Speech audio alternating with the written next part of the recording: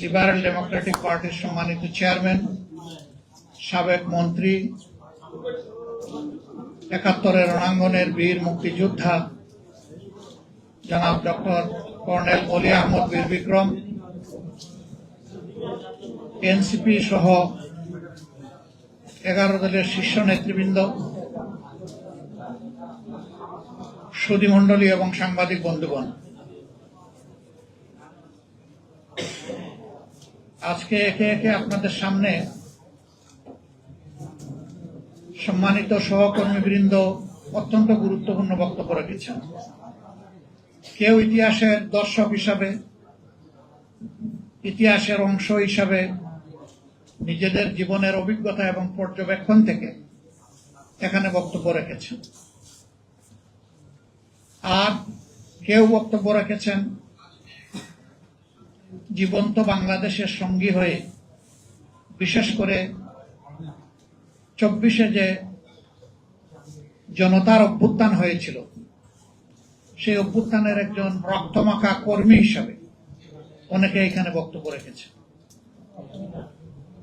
আমি লম্বা কোনো বক্তব্য রাখতে চাই না, জাস্ট কিছু অঙ্গীকার পুনর্ব্যক্ত করতে চাই।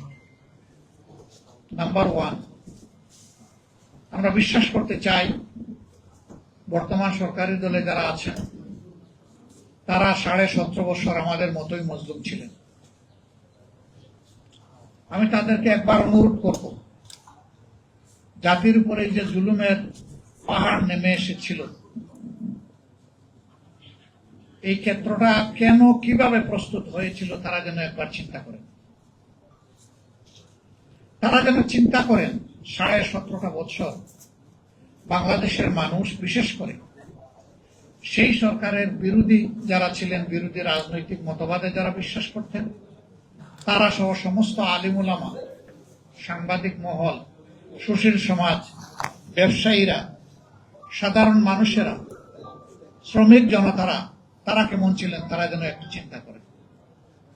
তারা নিজেরাই বলেছেন তাদের সময় কেটেছে পাট খেতে, ধান খেতে। এখন হঠাৎ করে আল্লাহ তাআলা আমাদেরকে মুক্তি দিলেন একটা রক্ত ভেজা আন্দোলনের মাধ্যমে। তারপরে এই স্মৃতি তাড়াতাড়ি ভুলে গিয়ে যে হাসলটটা ফ্যাসিস্ট সরকারের ছিল সেইটা আপনারা আবার ধারণ করতে যাচ্ছেন কেন? আমরা তো নতুন কিছুই দেখতে পাচ্ছি না। তখনকার ফ্যাসিস্টরা যা করেছে হুবহু তার একটা ফটোকপি আপনাদের মধ্যে আমরা দেখতে পাচ্ছি। কোন জিনিসটা আপনারা বাদ দিয়েছেন? কোন জিনিসের পরিবর্তন করেছেন?